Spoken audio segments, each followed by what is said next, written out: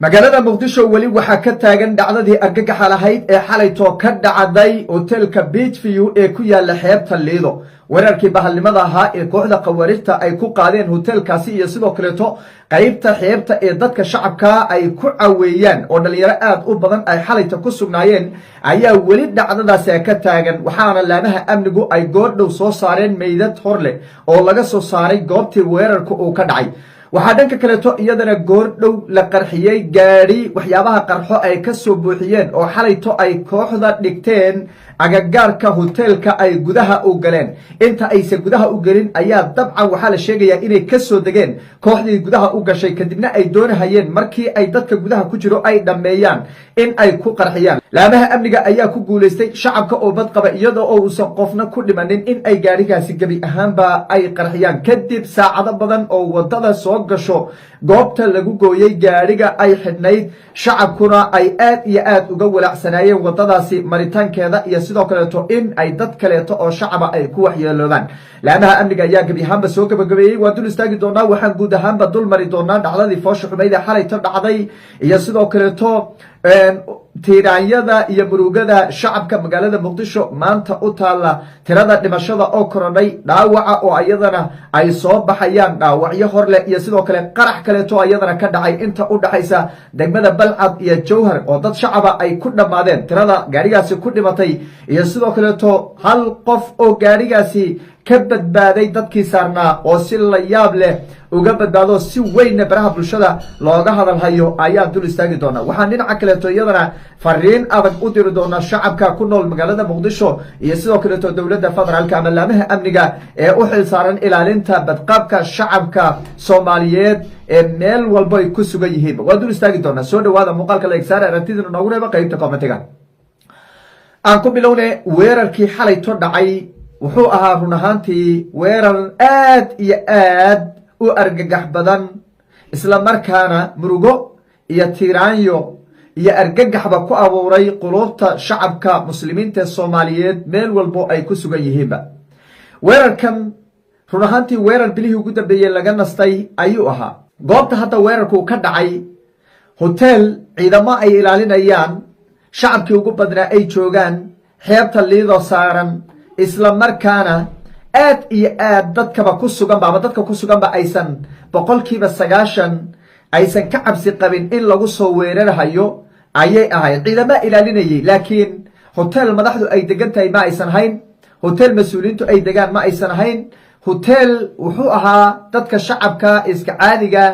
ay iskaga caweeyaan oo ay ku sheekaystaan oo waktigooda ay ku qaataan xeebta liido ayuu saaran yahay hotel casri ayuu ahaa xiliyada ay weerarka ku qaadeen sida muuqaaladeen horeba idinkula wadaagna wuxuu ahaa xilli saxmad badan bulsho badani ay ku nooshahay 4 saac iyo qadar daqiiqada ah oo habeenimo ah isla markaana xiliyadiiba ay dhalinyarada ugu badan ay halkaasi caweys ku qaadanayaan weerarka marka labo ayaan u kala qaadaynaa wuu isla socday oo qorsho xidhiirsan buu ahaa laakiin labaan u kala qaadaynaa mid waxaa lagu weeraray dhalinyaradii xeebta ku sugnayd oo hoteelka kubay jirin waa in bulshadu si fiican inta aan ogeyn ay si fiican u fahamto weeye labada weerar midkii ugu horreeye naftihaaligihii isku qarxiyey qaybta hore ee amaandhahane qaybta hoteelka ka horeysa xagga xeebta ka jirta ee dhalinyaradu ay iskaga dabaashaadaan ayuu isku qarxiyey wuxuuna isku qarxiyey dhalinyaradii badda waxa weye daafaheeda iyo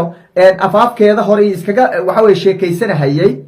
ee halkaas iskaga damaashaadaysay ayuu qofkaasi isku qarxiyey waana dhaawacyada aad aragteen ee meesha daadsan dhaawacyada meesha daadsan eed aragteen way haddaba waad fiiri kartaan wax yar qaybo ka mid ah waa dhaawacyadaasi meesha daadsan weeye dhaawacyadaasi hotelka ku ka soo baxay maaha waa kuwii xeebta liido ku damaashaadahayey iskaga sheekaysanahayey dhalinyarada u badanaa oo hal mar uu ninkii naftahaligaha uu isku qarxiyey weye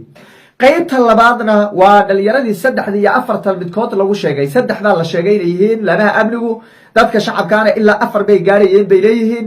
qaybta dambe ee derbida hotelka beach view ayay ka soo boodeen waana qaybta dambe ee xiliyadii waa beriga laamaha amnigu ay soo afjareen ee gudaha hotelka ka dagaalamayay ee dadka shacabka hal u tooganahayay weye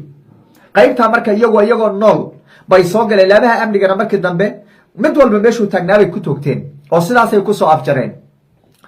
qaybta marka dhaawacyada ugu badan iyo dhimashada ugu badan waa ninkii naftihaaliga ahaa ee isku qarxiyey qaybta xeebta liido ee hoteelka qaybtiisan xagga xeebta ka xigta dadkii shacabka ahaa ee dhalinyarada u badnaa ee iskaga damaashaadayey ee qof walbaba lahaa dhalinyaraha u badnaadeen laakiin qof walbana waa dad badan oo kale ah ku jiray hooyooyin waaweyn waxaa ku jiray iska iibsanahayay waxyaabaha sinsinta iyo waxyaabaha mamacaanka iyo baalkii la dhahayay isheeg buskud iyo rooti iyo waxyaabahaas dadku xeebta ay iskaga cunaan ayay hooyooyinkaasi iibinahayeen marka hooyooyinkaana dadka meesha lagu galaaftay ee kooxdani ay galaafatay bay ka mid yihiin iyagana qaybtan marka dhimashada ugu badan iyo dhaawaca ugu badan waa dadkii shacabka ahaa ee xeebta iskaga damaashaadahayey ee halkaas iska joogay ee iska sheekaysanahayey ee dhalinyarada u badnaa ee waktigooda halkaa iskaga qaadanahayey wey waxaad arkaysaa baraha bulshada markii dabcan aad fiiriso muuqaalada la soo gelinayo muuqaalo aad iyo aad u argagax badan oo cctv-du ay duubtay oo markaasi caddaynaya ninkii oo markaasi bandhan u taabanahaya dhalinyaro tiktokerley iyo iskugu jira kuwo video iska duubahayo o iska dabaashaaday iyo sawiraan qaar galahaya iyo qaar meele iska taagtaagan oo iska sheekaysanayo dee dhalinyaro waxa weye jawi iska qaadanhaya iyo yaa baad u dhimanaysaa ninka meesha uu isku qarxiyey markaad aragto muuqaalka waad fajacaysaa qalbigaada ayaa gadoomayo si kala noqonahaya qaybtan marka gudaha iyagu soo galeen dadkii shacabka hadde derbiyada laga kala booday oo nin walba suu cariri karay buu cararay waxay bamba ku tuuraan oo markii bambooyinka ugu horreeyey ay tuurahayeen iyo qaar ay shuudgareeyeen iyo markii laga reebo dhimashada ugu badan waa dadkii naftihaaligahaasi uu isku qarxiyey qaybtan gudaha qaarkii hoteelka ku cararay ee qolalka isku soo xidhayna laamihii amnigaa ka gaadhay oo soo ilaahay baa badbaadiyey wax badbaadiyey soo badbaadiyey qaybtii kalena dee derbiyada markay jugta maqleba derbiyada laga kala booday intaysa kuwa kale soo gaadheen marka dhimashada aad bay uga yar tahay qaybta xeebta liido markii la daraaseeyey weerarkan markaa aynu ku soconee qaybtan gudaha soo galeen waxay ka soo tageen gaadhi kale oo ay ku gooyeen waddadii ay soo mareen ee qaybta dambe ee hoteelka gaadhi waxyaabaha qarxa ay ka soo buuxiyeen bay waddada ku jareen oo ay ugu talagaleen markii ay soo dhammeeyaan dadka gudaha ku jiro oo ay soo baabiiyaan in laamaha amniga iyo dadka xagga ka imaanahaya ay kaa kala haddana ku gooyaan oo ay ku qarxiyaan laakiin qorshihii sidaa iyagu ay u dejisteen ma noqonin tii ilaahay bay noqotay intii ilaahay ugu talagalay ayayna galaafteen oo ku dhimatay inta kalena waa laga badbaadiyey gaarigiina laamaha amniga ayaa goordhow gebi ahaanba qarxiyey kadib markii lagu guuldaraystay in isagoo badqaba la qaado oo qaraxaasi laga furfuro cabsi baa laga qaaday oo waxaa la isiriyaa may dhibaato kale uu sababa gaariga markii la qarxiyey waxaad arkaysaa oo la yaabay gaariga suu noqday budo iyo daqiiq buu noqday daqiiq buu noqday gaarigu birihiisii wuxuu noqday carada oo kaleeto jajaba buu noqday markay ciidanku soo qaadeen waxaa la yidhi gaarigii meesha ku qarxina waka ay dhaheen waan yaabay waxba kama soo harin birtiisii taasoo micnaheedu ay tahay doonayeen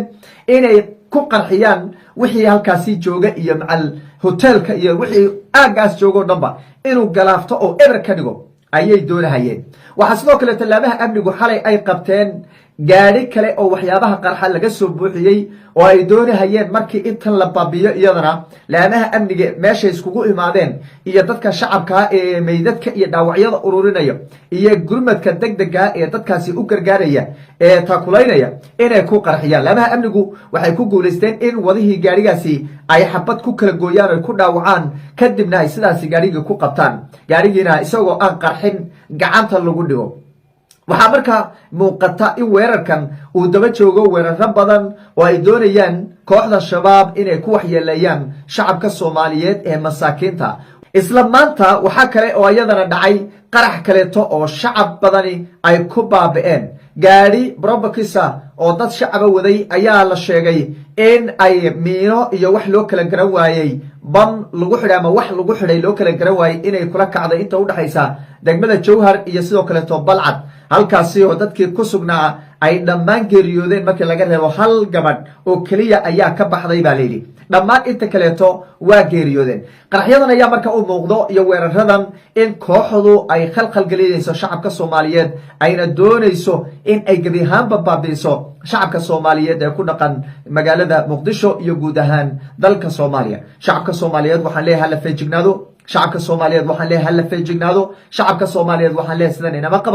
sidan inama qabato ninkan wax haaligaya wax laynaya